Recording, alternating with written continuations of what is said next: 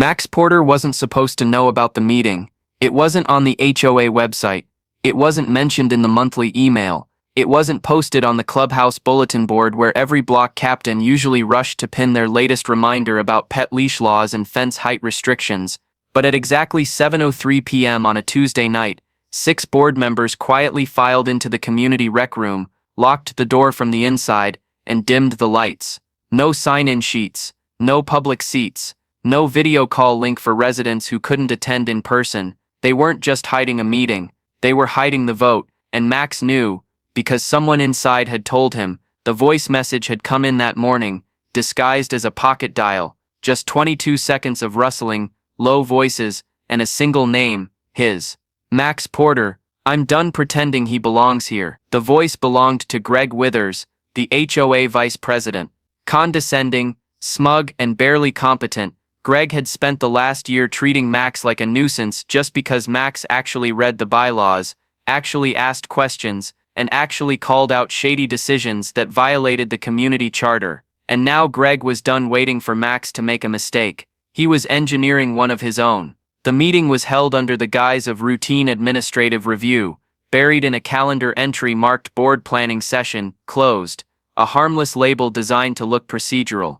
But inside that locked room, the board was preparing to vote Max off the architectural review committee, the one place where he still had influence, still had a voice, still had access to the decisions that shaped how the neighborhood looked, felt, and functioned.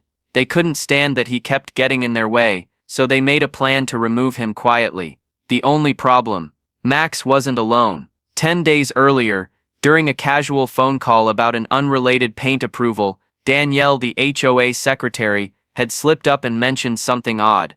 You might want to be careful, Max. There's a meeting next week that wasn't on the last agenda. What meeting?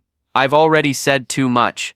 Danielle wasn't a friend, but she wasn't a follower either. And when Max pressed her, she gave him just enough to know that something was coming, and it wouldn't be public. So Max did what no one expected. He prepared for it. Not with confrontation, not with emails, but with a favor. He called Ben Alvarez, a former AV technician who now worked part-time setting up sound systems for city council meetings and school events. Ben lived 2 streets over and owed Max a favor from last winter, when Max helped him win an appeal over an illegal fine for a satellite dish.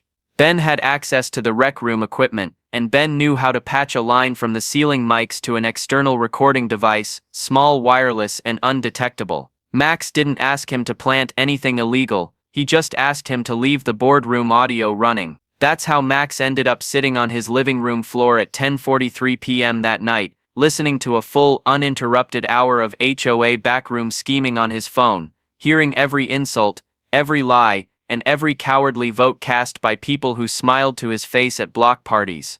Greg led the conversation like a man who thought power made him untouchable. Porter's a problem. He's too loud, too informed. The AR committee isn't a courtroom, it's a rubber stamp, and I want him off it. We can't just vote him out in a closed session, one member pushed back. We can if we call it an emergency personnel matter, Greg said. And if anyone asks, we'll say he resigned. There was silence. Then a voice, familiar, flat, disappointed. Danielle, you don't think he'll find out? Greg laughed. What's he gonna do? Sue us. Max paused the recording and sat still in the silence of his living room, hearing the words echo even after they stopped playing. They had lied, they had voted, and they had every intention of announcing it after the fact, once it was too late to challenge it. But what Greg didn't know was that Max wasn't planning to sue them. Not yet, because he had something better than threats. He had proof. And now the board was about to learn what happens when you try to erase someone behind closed doors, only to find out the walls were listening. Max Porter didn't waste a single minute trying to debate what the recording meant. He already knew. The vote had been real. The power grab had been deliberate. And the moment Greg Withers laughed and said, "We'll just say he resigned," the entire game changed. But Max wasn't going to throw a fit. He wasn't going to burst into the next board meeting waving audio files and shouting about injustice. That's what Greg would expect. And it's exactly what the board would use to paint him as unstable, emotional, or, God forbid, the very problem they were trying to quietly remove. Instead, Max got organized. His first move wasn't public. It was tactical. He sat at his kitchen counter with a notepad, a printed transcript of the audio file, and 3 highlighters. Every voice was color-coded. Every timestamp was checked twice.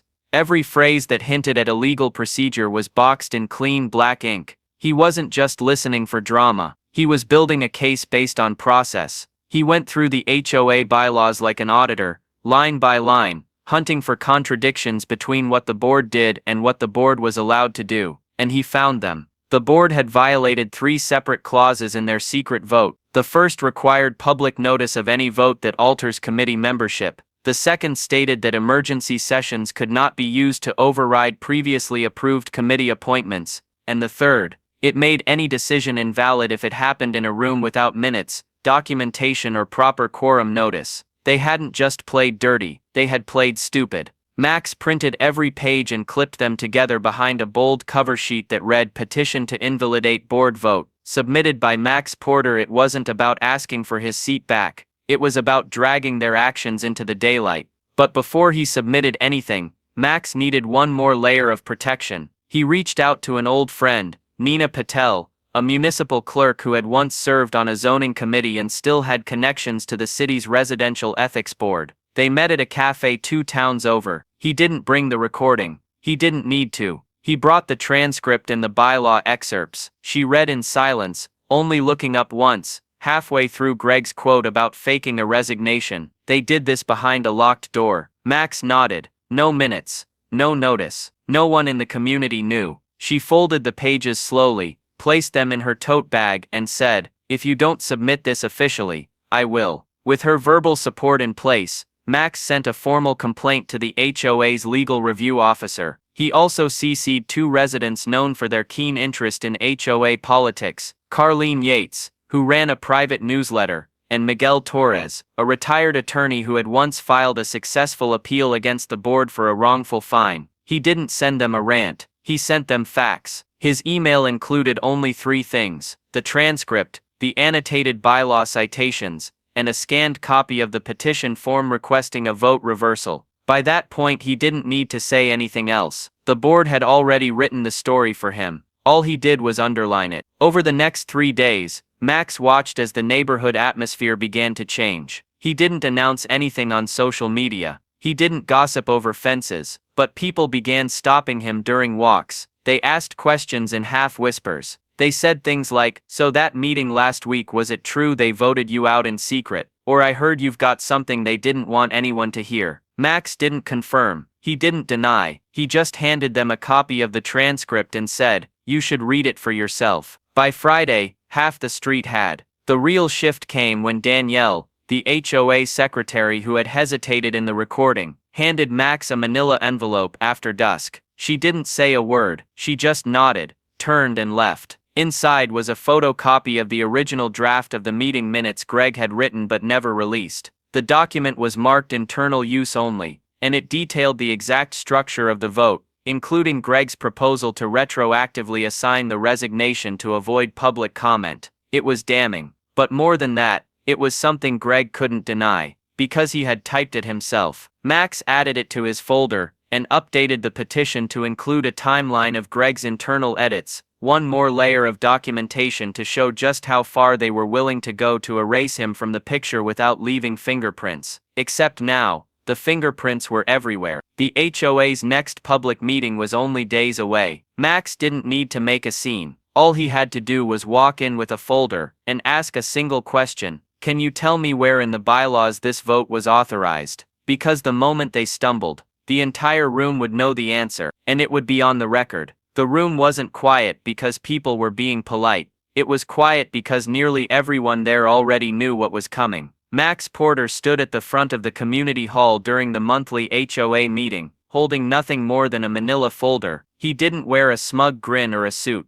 He wore a calm expression and a pullover he had owned for years. The kind of man who didn't come to fight, but came prepared, just in case someone forced his hand. Across from him, seated at the long folding table, the board looked more uneasy than usual. Greg Withers sat in the center, hands clasped tight, knuckles pale. He was trying to look bored, but his eyes never left Max. The other board members shuffled papers, occasionally glancing toward the audience, where residents sat with folded arms and narrowed eyes. The mood wasn't tense, it was loaded. The meeting had started like any other, calls to order, brief updates on tree trimming and sidewalk repairs. But the moment Max's name appeared on the agenda, every pair of eyes in the room had sharpened. Item #7. Resident Statement. Committee Membership Inquiry. Greg gave a tight smile and motioned to Max. "Mr. Porter, you have 3 minutes." Max didn't speak right away. He set the folder down, opened it carefully, and pulled out the printed transcript, the one with timestamps, names and quotes from the illegally held closed-door meeting.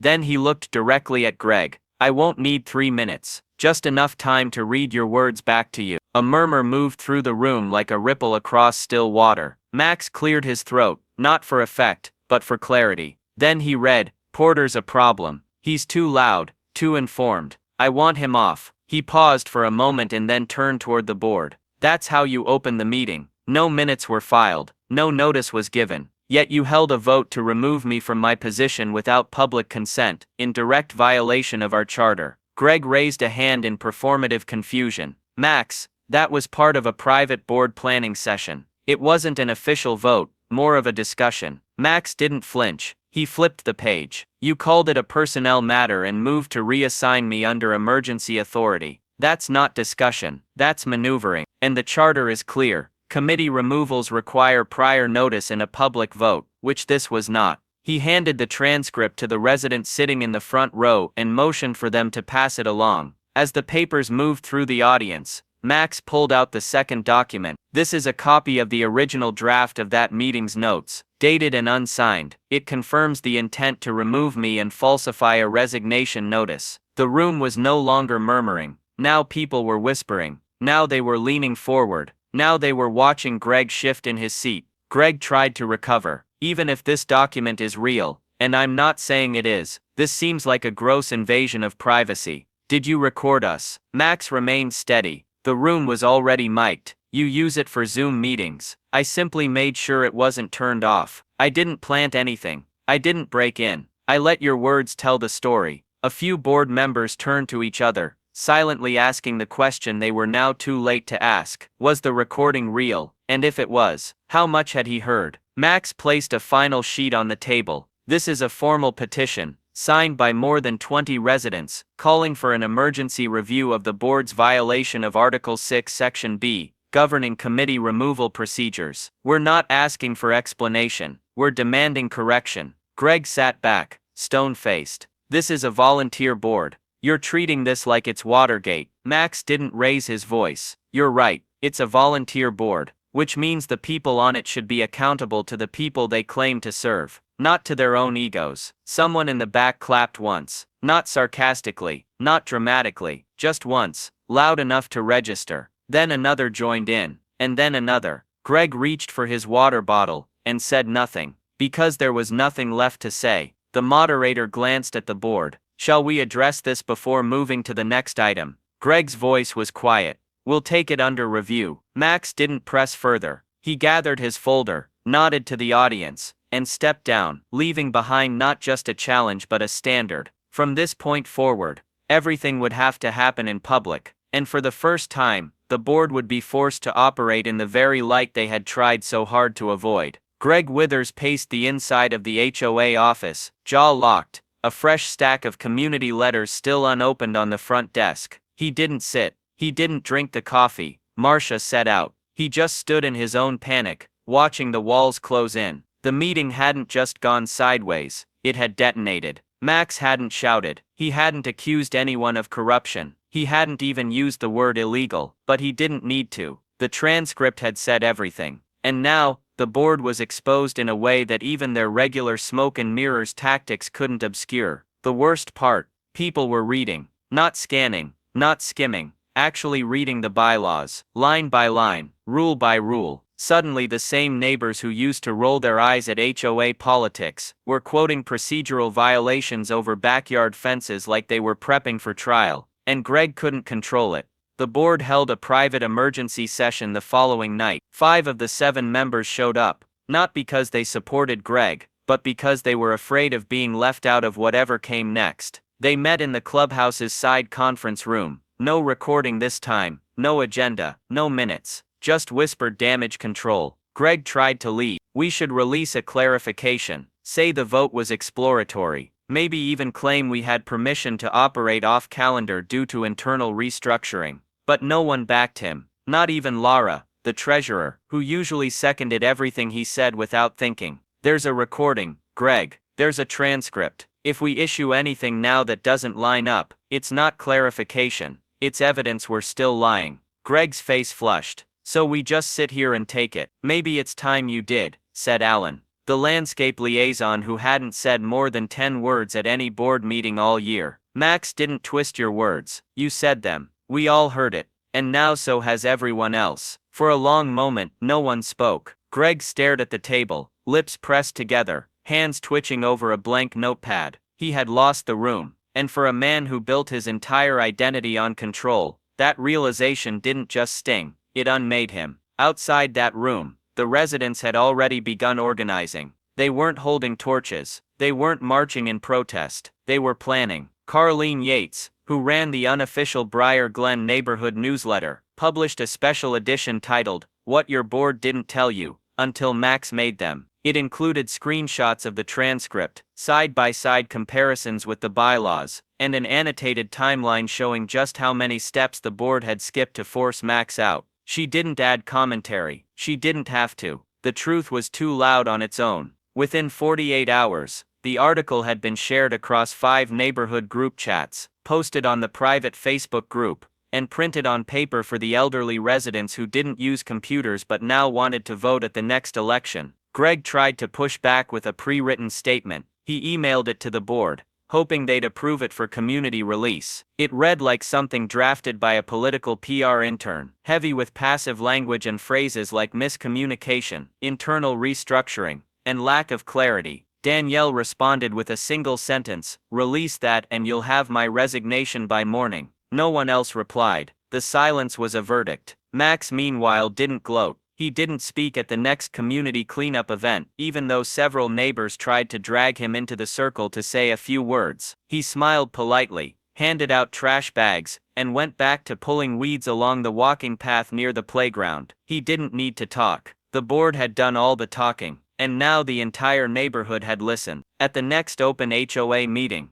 there were more chairs set out than usual, and they were all filled. Homeowners who hadn't shown up in 5 years came to listen, not to yell, but to witness. No one heckled, no one interrupted. They didn't have to, because the tension at the board table said everything. Greg opened the meeting with a tight, quiet voice. He didn't bring up Max. He didn't bring up the transcript. He stuck to updates about water bills and fertilizer contracts. But then someone raised a hand. It was Alan, his own board member. "Before we move on, I'd like to motion to revisit the vote that removed Mr. Porter from the architectural committee." You could hear the oxygen leave the room. Greg's pen dropped to the table. He looked over stunned. "Alan, we agreed." "No, Greg, you decided." "I followed. And I'm not doing that again." Danielle seconded the motion, and then the crowd, quiet, steady, ready, applauded. That was the moment the shift became permanent. It wasn't an explosion. It wasn't a takedown. It was a hand raising in a quiet room, and reminding everyone that leadership isn't inherited,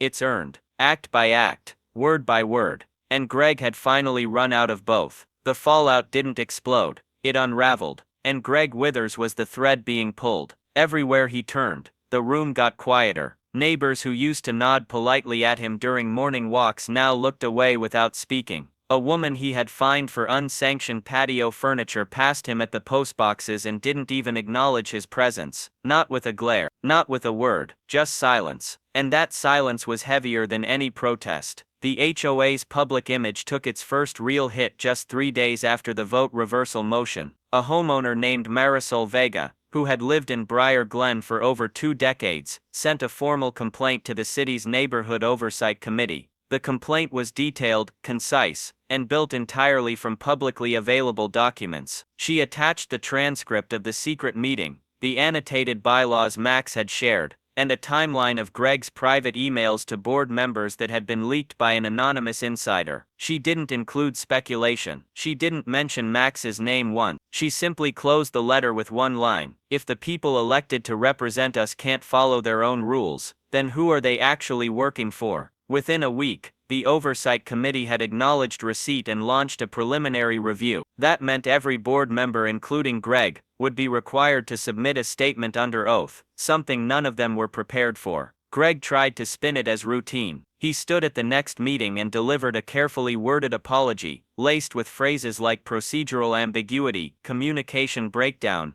and community trust restoration. He never once said the words vote, recording, or removal. But the homeowners in the room weren't listening to his language. They were watching his posture. They could see the shift. The same residents who used to sigh and say, "That's just how HOAs are," were now printing bylaws, showing up early to meetings and asking real questions. They weren't angry. They were alert. And for the first time, the board wasn't setting the tone. The community was. At the next planning session, Alan, one of the quieter board members, arrived with a binder of proposed amendments, not tweaks, structural changes. One by one, he laid out motions for a rotating chair model, mandatory quarterly audits, and independent oversight of all closed session meetings. Greg sat stiff in his chair, listening as the rest of the board debated the proposals. Every line of defense he used to count on, loyalty, fear, disinterest, had evaporated. No one pushed back on Alan. No one seconded Greg. Meanwhile, Max kept his distance from the spotlight. He didn't post updates. He didn't attend every committee meeting.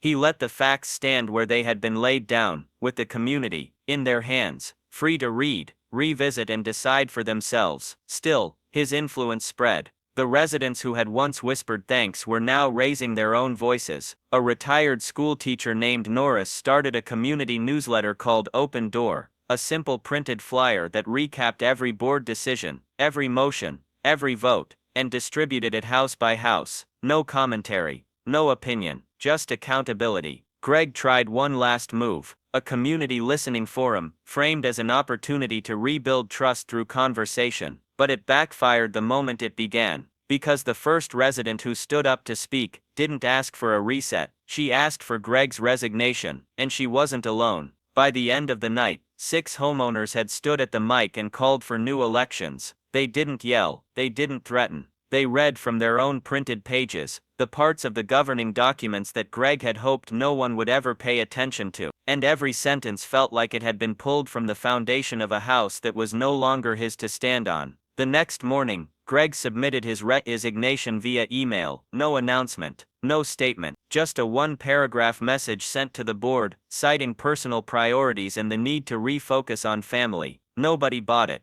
but nobody needed to argue. The damage was already done, and the rebuilding had already begun, without him. Max was sitting on his porch when Danielle dropped by later that afternoon. She didn't bring papers. She brought 2 coffees and a smile that looked like relief. "He's gone," she said. "For real." Max nodded, but didn't gloat. Took longer than it should have. Only because people needed time to believe it could happen. They sat in the quiet for a while, watching a kid pedal his bike down the street. The kid slowed near Max's mailbox, noticed him watching, and waved shyly before taking off again. Danielle turned back. "What are you going to do now?" Max looked down at his coffee, then out at the neighborhood. "Probably the same thing I was doing before, keeping an eye on things." Max didn't celebrate the way people expected. There was no post in the neighborhood group, no smug speech at the next board meeting, no campaign to fill Greg's vacant seat. He had already done what he came to do, without shouting, without breaking the rules, and without ever stepping outside the lines he had drawn from the very beginning. He had defended his voice, and in the process, he'd reminded everyone else that they had won too. The new board held their first public session on a mild spring evening. Folding chairs were already set out before anyone arrived. The projector worked. The minutes were printed ahead of time. And most importantly, the door stayed open. Nobody spoke in hushed tones behind closed glass. Nobody tried to sneak through an agenda buried in fine print. Every motion was read aloud. Every vote was counted. Every homeowner was invited to respond before decisions were made. It was, by most standards, uneventful. But to Max it felt radical, because the quiet wasn't a cover for secrecy anymore. It was a sign of shared respect. Danielle stayed on as secretary. Alan was elected president by unanimous vote. The new treasurer was a retired accountant who used to refuse to attend meetings because she believed nothing ever changed. Now she showed up early, brought cookies, and printed her own budget spreadsheets to hand out. Nobody asked Max to join the board again. He didn't offer. It wasn't about being in charge. It was about proving no one should be removed without consent, no matter how inconvenient they made themselves to the people in power.